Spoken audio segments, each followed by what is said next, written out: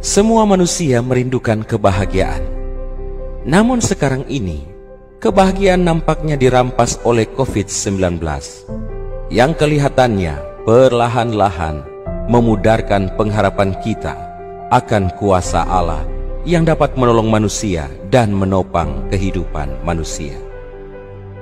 Janji Tuhan berkata dalam firman Tuhan, dalam Amsal 1 ayat 33, "Tetapi siapa mendengarkan aku, ia akan tinggal dengan aman, terlindung daripada kedahsyatan malapetaka." Gereja Masehi Advent Hari ke-7 daerah Misi Papua Barat rindu untuk membagikan berkat pengharapan di tengah situasi sulit saat ini. Saatnya kita bangkit dari ketakutan kita, kekhawatiran kita, dan mari mengambil waktu 1 jam bersama dengan Allah, dengan kita mengikuti ibadah online bersama dengan tema pengharapan di balik pandemi COVID-19. Jangan lewatkan kesempatan ini. Tuhan Yesus memberkati. Selamat malam saudara-saudara, umat-umat Tuhan yang berada di rumah yang saat ini sedang mengikuti live streaming KKR Pengharapan di balik pandemi COVID-19. Selamat malam juga buat saudara-saudara, umat-umat Tuhan yang berada di Jemaat Teminabuan, wilayah Raja Ampat, dan jemaat-jemaat yang lain yang dengan setia mengikuti live streaming KKR setiap malam. Saya berterima kasih karena pada malam hari ini Anda masih bisa menyaksikan tayangan pembahasan firman Tuhan. Dan judul pembahasan firman Tuhan pada malam hari ini adalah Stay at Home, Sabat dan Keluarga. Mari kita berdoa sebelum kita melanjutkan pembahasan firman Tuhan.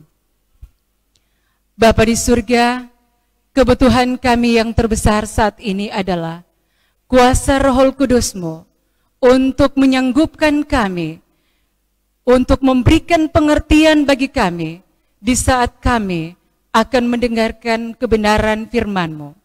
Berbicaralah di hati kami ya Allah, di dalam nama Yesus kami sudah berdoa. Amin. Dalam kondisi pandemi COVID-19 ini, ada satu statement yang membuming di seantero negeri kita tercinta yang sedang dilanda wabah COVID-19 adalah stay at home. Saudaraku sekalian, COVID-19 membuat dunia dalam suasana mencekam. Betapa tidak corona merenggut nyawa manusia tanpa ampun. Hingga hari ini, sudah ratusan ribu bahkan lebih nyawa manusia melayang. Dan jumlah yang terkena positif COVID-19 setiap hari semakin bertambah, bukannya semakin berkurang. Saya ingat pada waktu wabah ini mulai melanda negeri kita, semua orang pada takut, termasuk kami sekeluarga. Takut untuk keluar rumah, oleh karena COVID-19 ini menyerang tanpa pandang bulu. Mau orang kaya, mau orang miskin, negara maju berkembang, pejabat, rakyat biasa, pemuka agama, umat, semua bisa diserang. Ibarat kereta api, sekali jalan tidak pernah berhenti sampai tiba di tujuan. Saudaraku, kita sedang hidup dalam satu dunia yang menakutkan, benar-benar menyedihkan, mencemaskan semua orang. Apakah orang dewasa? Apakah dia pemuda? Apakah dia anak remaja? Apakah dia orang kaya? Apakah dia orang miskin tanpa pandang bulu? Apalagi dengan adanya himbauan resmi dari pemerintah untuk stay at home. Di perkantoran-perkantoran terlihat sangat sepi. Sekolah-sekolah diliburkan. Bahkan pertokoan-pertokoan juga sangat sepi. Dan gereja-gereja pun ditutup sementara. Saudaraku, kita tak berdaya menghadapi semuanya. Kita hanya bisa jaga diri dengan tetap tinggal di rumah saja. Banyak cara yang dilakukan untuk mengamankan diri. Seruan pemerintah, seruan gereja pun sama. Intinya adalah agar masyarakat dan umat mereka tetap jaga diri. Mulai dari gunakan masker, cuci tangan, hindari kerumunan massa, hindari kontak langsung, jaga jarak, dan tetap stay at home. Saya membaca di Facebook, tertulis, untuk pertama kalinya dalam sejarah, bersatu kita mati, bercerai kita selamat. Ada juga yang tulis, untuk pertama kalinya dalam sejarah, gereja-gereja juga diliburkan. Saudaraku, pertanyaan pada malam hari ini, adakah tragedi di dalam Alkitab yang sama dengan wabah yang sedang kita hadapi saat ini? Sudah tentu ada. Ada banyak tragedi kehidupan dalam sejarah umat manusia di dalam Alkitab. Sebagai contohnya, mari para bapak, ibu, anak-anak, semua yang sedang mengikuti live streaming pada malam hari ini, saya mengajak kita semua untuk membaca Alkitab kita, dan kita buka di dalam buku Keluaran 7 sampai buku Keluaran pasal yang ke-12. Dalam pasal-pasal ini mengkisahkan tentang orang-orang Israel ketika mereka diperbudak di Mesir selama 400 tahun, dan Tuhan memberikan 10 tulah atau 10 kutuk sebagai amaran kepada Raja Firaun dan kepada bangsa Mesir agar melepaskan orang-orang Israel untuk pergi ke tanah yang Tuhan sudah sediakan bagi mereka. Dan agar tidak dilupakan dalam pikiran Anda dan saya, mari izinkan saya untuk mengulangi kembali 10 tulah yang terjadi di Mesir. Tulah yang pertama adalah air menjadi darah. Saudara bisa baca dalam buku Keluaran 7 ayat yang ke-14 sampai ayat yang ke-24. Tulah yang kedua adalah katak. Saudara bisa baca dalam buku Keluaran 8 ayat 1 sampai ayat yang ke-15. Tulah yang ketiga adalah nyamuk. Saudara bisa baca dalam Keluaran 8 ayat 16 sampai ayat yang ke-19. Tulah yang keempat adalah lalat pikat. Saudara bisa baca dalam buku Keluaran 8 ayat yang ke-20 sampai ayat yang ke-32. Tulah kelima adalah penyakit sampar pada ternak. Saudara bisa baca dalam buku Keluaran 9 ayat 1 sampai ayat yang ke-7. Tulah yang keenam, bara. Saudara bisa baca dalam Keluaran 9 ayat yang ke-8 sampai ayat yang ke-12. Tulah ke-7 adalah hujan es. Saudara bisa baca dalam buku Keluaran 9 ayat 13 sampai ayat yang ke-34. Tulah yang ke-8 adalah belalang. Saudara bisa baca dalam Keluaran 10 ayat yang pertama sampai ayat yang ke-20. Tulah ke-9 adalah gelap gulita. Saudara bisa baca dalam Keluaran 10 ayat 21 sampai ayat yang ke-29. Dan tulah ke-10 adalah anak-anak sulung mati. Saudaraku, jika kita hidup di zaman orang-orang Mesir yang diceritakan dalam buku Keluaran ini, kita pasti turut merasakan betapa mengerikan menyaksikan satu KLB. Kejadian luar biasa yang terjadi di Mesir.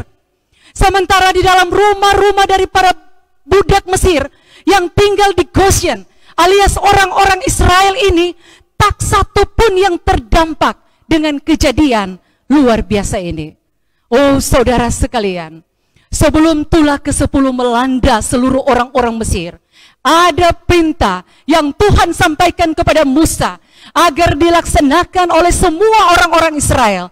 Perintah itu terdapat di dalam buku Keluaran 12 ayat 3 sampai ayat yang ke-7.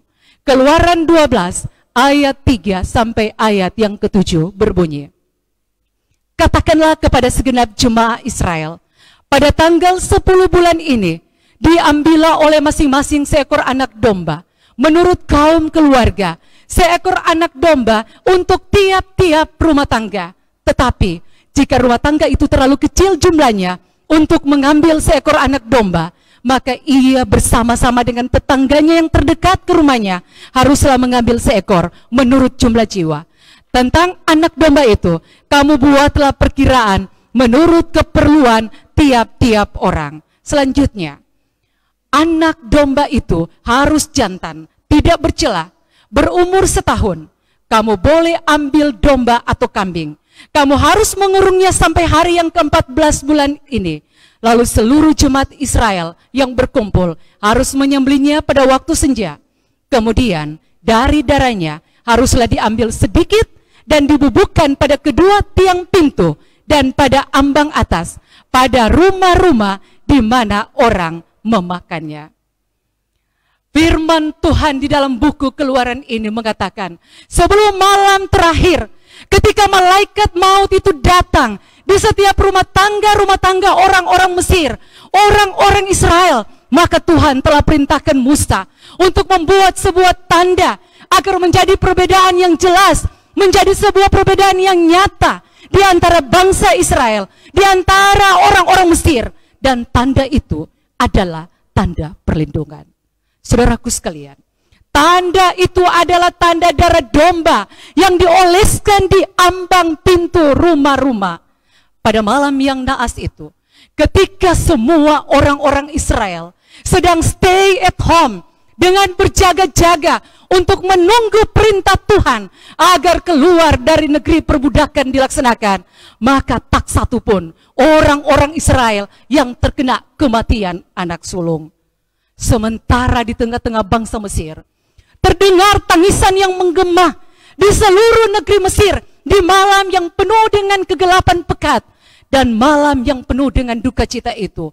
Malam di mana mayat-mayat terdapat di seantero rumah-rumah orang Mesir, mulai dari keluarga Firaun sampai kepada masyarakat jelata.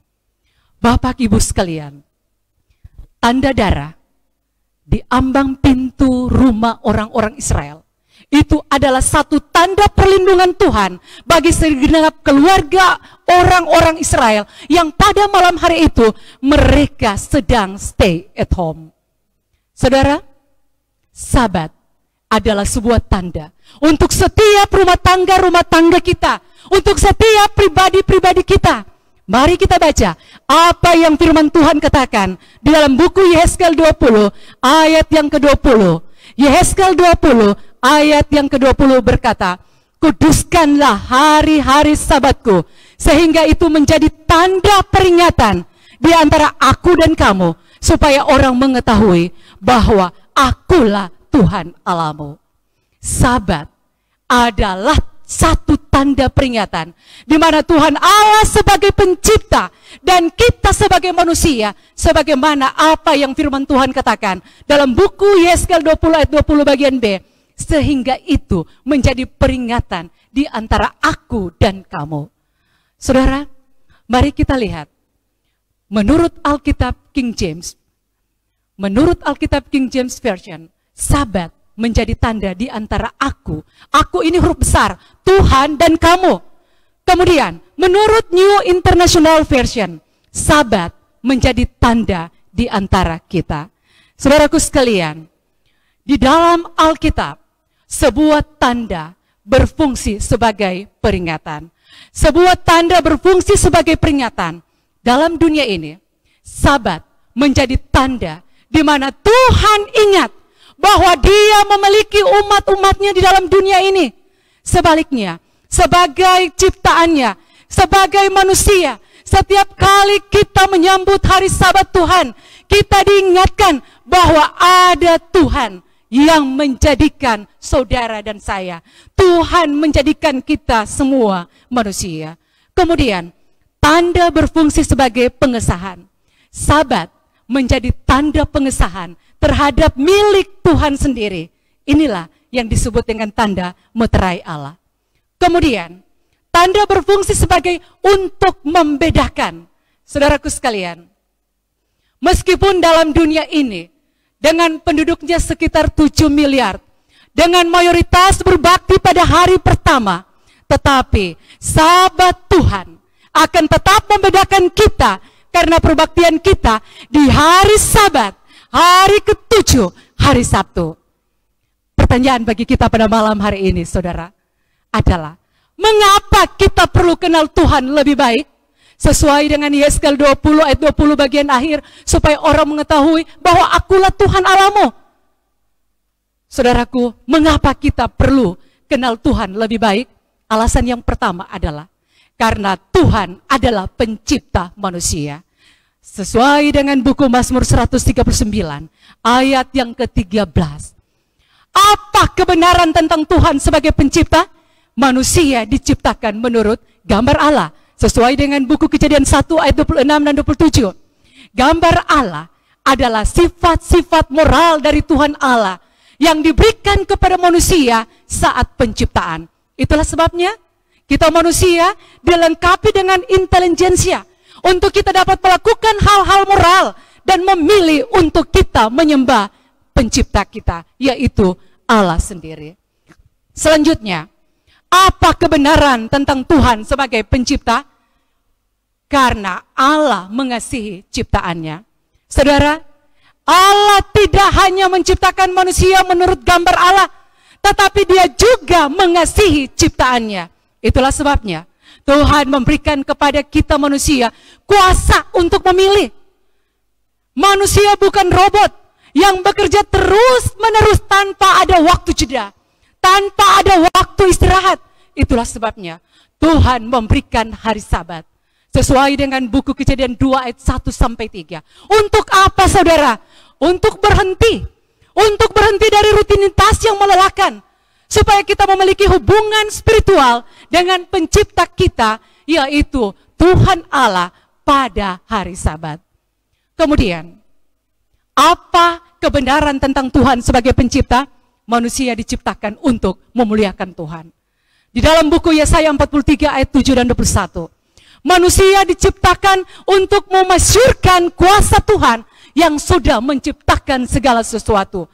Dan cara untuk kita memuliakan Tuhan dengan benar adalah kita menyembah Dia sesuai dengan perintahnya di hari Sabat, hari ke-7, hari Sabtu.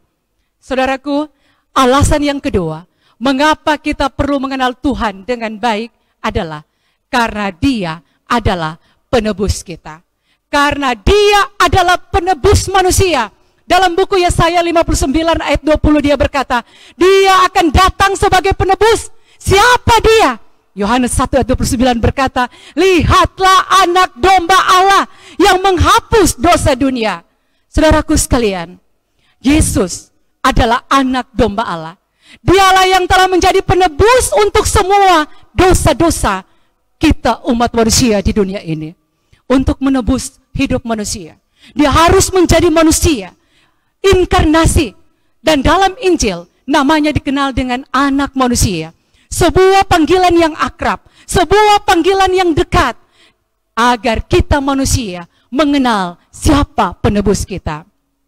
Itulah sebabnya dalam Injil Markus 2 ayat yang ke-27 dan ayat yang ke-28, Yesus sendiri mengatakan, jadi anak manusia adalah Tuhan atas hari Sabat. Pada saat penyalibannya dan kematiannya di kayu salib, untuk memenuhi tuntutan hukum moral bagi setiap pelanggar, Yesus dikuburkan pada hari Jumat. Dan sepanjang hari Sabat, Yesus berada di dalam kubur. Saudaraku, kalau begitu, mengapa Yesus tidak bangkit pada hari Sabat, supaya hari itu menjadi hari kemenangan? Sebagai Allah, Yesus bisa saja bangkit pada hari Sabat. Tetapi, sepanjang hari Sabat, Yesus tetap berada dalam kubur. Yesus beristirahat sampai pada hari yang pertama, hari Minggu, barulah Yesus bangkit. Jadi, mengapa Yesus tidak bangkit pada hari Sabat? Mengapa Yesus tidak bangkit pada hari Sabat? Karena Sabat memeteraikan karya penebusan Yesus untuk keselamatan saudara dan saya, untuk keselamatan kita manusia. Saudaraku, mari kita lihat, hari Sabat adalah waktu untuk keluarga. Saudaraku sekalian, dalam catatan buku Kejadian tentang penciptaan, maka ada dua lembaga yang sama-sama diciptakan oleh Tuhan, dan dua lembaga ini sama-sama kudus. Dua lembaga itu Tuhan ciptakan dengan tujuan untuk kebahagiaan kita manusia. Dua lembaga itu adalah, yang pertama, rumah tangga yang diciptakan pada hari yang ke-6 dalam buku Kejadian 1 ayat 26 dan 27. Dan juga dalam buku Kejadian 2 ayat 18 sampai ayat yang ke-24. Rumah tangga pertama di Eden dimulai ketika Tuhan Allah menjadikan manusia, yaitu laki-laki dan perempuan, pada hari yang ke-6. Kemudian, lembaga yang kedua adalah lembaga Sabat. Dalam buku Kejadian 2 ayat 1 sampai 3, di mana Allah menciptakan hari Sabat, hari ke-7. Saudaraku, hari Sabat adalah sebuah waktu untuk kita berhubungan dengan Tuhan, waktu untuk kita berhubungan dengan keluarga kita masing-masing, waktu untuk kita beribadah bersama keluarga kepada Tuhan. Apalagi dalam kondisi saat ini, di mana semua manusia diharuskan untuk stay at home. Saudaraku sekalian, penelitian telah menemukan bahwa keluarga yang kuat dan sehat adalah keluarga yang rohani. Artinya punya waktu untuk berdoa bersama, apakah di waktu pagi, apakah di waktu malam. Kemudian, keluarga yang kuat dan sehat adalah keluarga yang menggunakan waktu bersama. Bapak, Ibu, Saudara sekalian, meskipun kenyataan bahwa wabah COVID-19 ini membawa bencana, tetapi ada sisi positifnya bagi setiap keluarga, di mana setiap keluarga hanya bisa tinggal di rumah, mempererat hubungan dalam rumah tangga terhadap suami istri, antara orang tua dan anak-anak. Saya dan suami saya berterima kasih kepada Tuhan. Dengan wabah COVID-19 ini, mempertemukan kami orang tua bersama dengan kedua anak kami.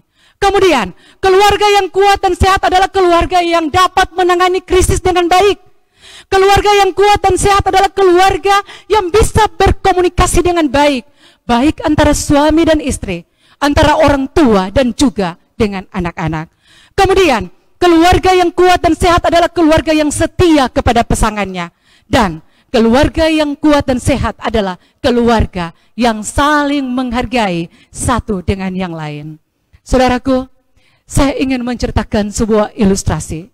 Saudara-saudara pernah mendengar dan membaca, yaitu Tugu Taj Mahal yang ada di India. Penguasa Sejehan, dia sangat mencintai istrinya dan sangat menghargai istrinya Mumtaz. Dan bagi dia, istrinya adalah sukacita bagi hidupnya. Seluruh rakyat di kerajaan itu, mereka mengetahui bahwa pasangan kerajaan itu memiliki cinta yang unik. Mumtaz betul-betul adalah kebanggaan dari istana dan juga bagi Sejehan. Tetapi sayangnya, pernikahan mereka berlangsung hanya 19 tahun saja. Mumtaz meninggal akibat melahirkan seorang anak. Dan ini membawa kesedihan bagi Sejehan. Dalam masa kesedihannya, dia berencana untuk menunjukkan betapa dia menghargai cinta Mumtaz kepadanya. Dan sebagai ekspresi nyata tentang kasih dan penghargaannya bagi Mumtaz, Sejehan, dia membangun sebuah kuburan yang sangat indah untuk dikenangnya. Dan Sejehan dia butuhkan 20.000 pekerja selama 10 tahun untuk membangun keajaiban dunia yang dibangun dengan marmer putih yang paling indah. Dan bukan hanya itu, tetapi ditata dengan batu-batu permata. Sebuah tugu peringatan akan cinta dan penghargaan dari seorang suami kepada istrinya. Dan itu telah menjadi salah satu dari 7 keajaiban dunia yang bernama Tugu Taj Mahal yang ada di India. Saudaraku sekalian, Sabat juga adalah sebuah monumen cinta kasih Tuhan kepada kita manusia yang diciptakan bukan dari benda, tetapi diciptakan dari waktu. Jauh di dalam jantung hukum Allah terdapat lambang kuasanya. Dan itulah hari Sabat, hukum keempat yang mengikat seluruh hukum moral yang telah Tuhan berikan kepada Musa di Gunung Sinai. Saudaraku, selanjutnya, bagaimana caranya untuk memelihara hari Sabat? Bagaimana caranya kita memelihara hari Sabat? Mari kita lihat dalam firman Tuhan, Yesaya 58 ayat 13 dan ayat yang ke-14. Yesaya 58 ayat yang ke-13 dan ayat yang ke-14 berbunyi, apabila engkau tidak menginjak-injak hukum Sabat dan tidak melakukan urusanmu pada hari kudusku, apabila engkau menyebutkan hari Sabat, hari kenikmatan dan hari kudus Tuhan, hari yang mulia, apabila engkau menghormatinya dengan tidak menjalankan segala acaramu dan dengan tidak mengurus urusanmu atau berkata omong kosong, maka engkau akan bersenang-senang karena Tuhan, dan aku akan membuat engkau melintasi puncak bukit-bukit di bumi dengan kendaraan kemenangan. Aku akan memberi makan engkau dari milik pusaka Yakub, bapa leluhurmu, sebab mulut Tuhanlah yang mengatakannya. Saudaraku, firman Tuhan mengamarkan manusia agar tidak menginjak-injak hukum Sabat. Apa artinya kita menginjak hukum Sabat? Yaitu dengan kita melanggar kekudusan hari Sabat. Bagaimana kita tahu? Bagaimana saya tahu kalau saya ini melanggar kekudusan Sabat? Dengan menganggap hari Sabat sama dengan hari-hari biasa dalam sepekan. Sehingga di hari Sabat kita masih melakukan pekerjaan rutinitas kita. Dan bukannya kita beribadah kepada Tuhan di hari Sabat. Karena itu adalah hari yang kudus. Contoh pekerjaan rutin yang kita buat sepanjang minggu. Mungkin kita menjual. Kita membeli di kios-kios. Kemudian kita mencuci pakaian. Kita berdagang. Kita melakukan aktivitas kesenangan masing-masing kita yang bukan kehendak Tuhan Allah sendiri. Saudaraku, apa artinya menguduskan hari Sabat? Mari kita baca kembali ayat yang sudah kita bacakan tadi. Dalam buku Yeskel 20, ayat yang ke-12 dan ayat yang ke-20 berkata, hari-hari Sabatku juga kuberikan kepada mereka menjadi peringatan di antara aku dan mereka, supaya mereka mengetahui bahwa akulah Tuhan yang menguduskan mereka. Ayat yang ke-20, kuduskanlah hari-hari Sabatku, sehingga itu menjadi peringatan di antara aku dan kamu, supaya orang mengetahui bahwa akulah Tuhan Allahmu. Hari Sabat harus diperlakukan secara hormat, dan menganggap hari itu suci, karena itu adalah perintah Tuhan di dalam firman-Nya. Sesuai dalam buku Keluaran 20, ayat yang ke-8 sampai ayat yang ke-11. Saudaraku, pertanyaan bagi kita pada saat ini. Apa yang harus manusia lakukan jika hari Sabat itu tiba? Injil Lukas 4 ayat 16 berkata, beribadah. Teladan yang Yesus tinggalkan kepada kita. Seperti Yesus sendiri beribadah pada hari Sabat. Kemudian dalam Injil Matius 12 ayat 12, berbuat baik pada hari Sabat. Itu yang bisa kita buat pada hari Sabat. Melakukan perbuatan baik. Kita menolong orang-orang lain yang mengalami kesusahan. Saudaraku, saya teringat dengan kisah seorang pria ketika turun dari sebuah mobil mewah yang diparkir di depan kuburan umum. Pria itu berjalan menuju pos penjaga kuburan.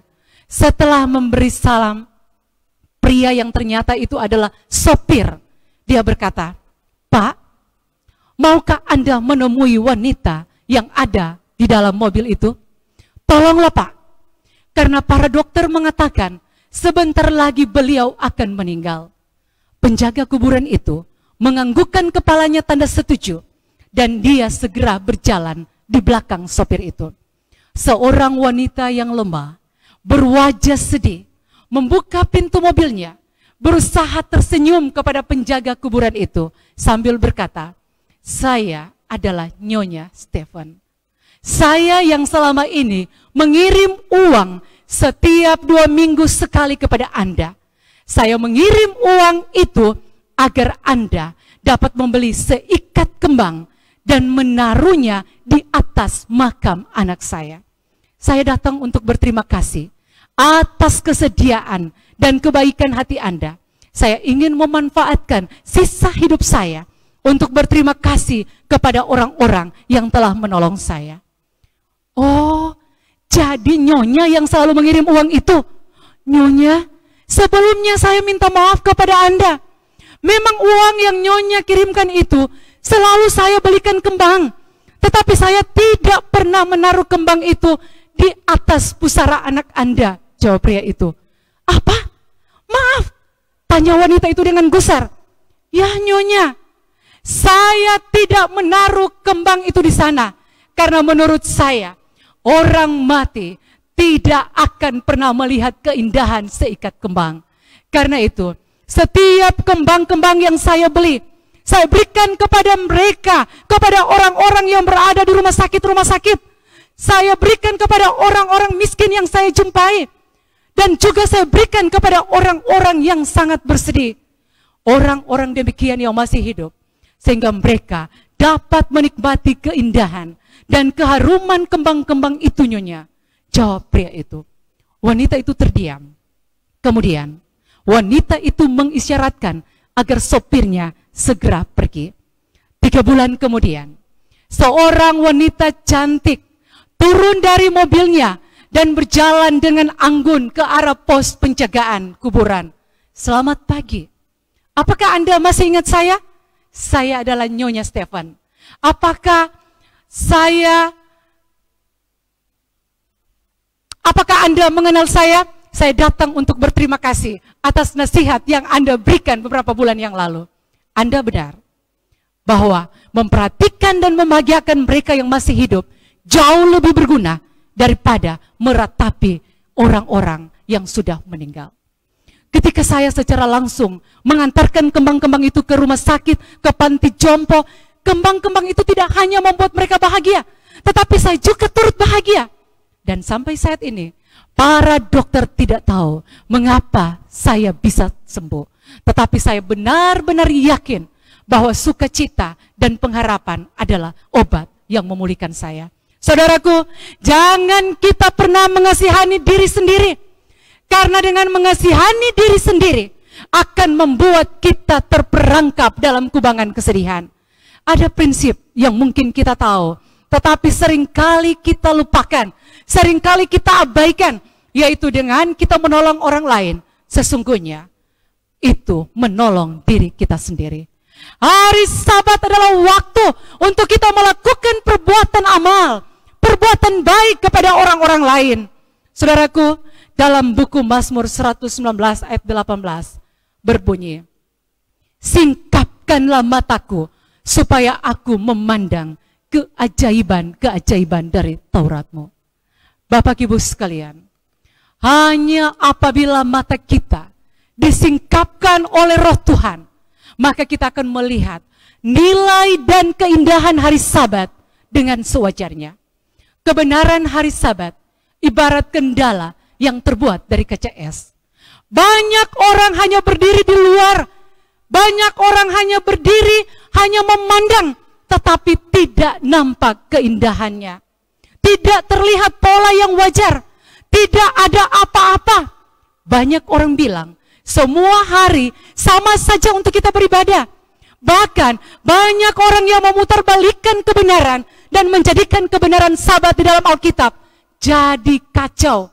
Tetapi hanya bila mana seseorang melihat dari dalam, maka kemuliaan Sabat itu akan jadi nyata. Saudaraku, barang siapa yang mau menikmati pemandangan yang indah dari hari Sabat, dia harus memanjat tangga dari awal dan masuk melalui pintu suci kepada singgasana kebenaran Sabat, dan masuk kepada sinar matahari kebenaran hari Sabat yang akan menerangi setiap orang, yang membuat warna-warni bagaikan pelangi. Rencana Tuhan, saudaraku, akan nyata bagi mereka yang setia kepada pemeliharaan hari Sabat, hari ke-7, hari Sabtu. Malam ini, berapa di antara saudara sekalian yang setelah mendengarkan firman Tuhan malam ini, mau berkomitmen untuk mau percaya akan kebenaran Sabat sebagai firman Tuhan? Kalau itu komitmen yang saudara buat di dalam hati, saya mengajak kita untuk tunduk kepala dan kita berdoa. Bapa di surga, kami berterima kasih untuk pekabaran firman-Mu pada malam hari ini. Kiranya atas pertolongan Tuhan, kami dapat dimampukan untuk mengerti. Kami boleh hidupkan di dalam kehidupan kami. Jadikanlah kami umat-umat Tuhan yang setia dalam pemeliharaan hari Sabat. Bapa di surga, kami mengakui di waktu-waktu yang lalu, mungkin saja di antara kami tidak serius, kami tidak sungguh-sungguh, dan ada banyak pelanggaran yang kami buat pada hari Sabat. Tuhan, ampuni kami. Pada malam hari ini ketika kami berkomitmen kepada Tuhan, biarlah Tuhan meteraikan itu dalam hidup kami. Tolong kami untuk kami setia kepada Tuhan, setia dalam kebenaran hari Sabat, sampai hari Maranatha itu tiba. Adalah doa dan harapan kami semua. Dalam nama Yesus, kami sudah berdoa. Amin.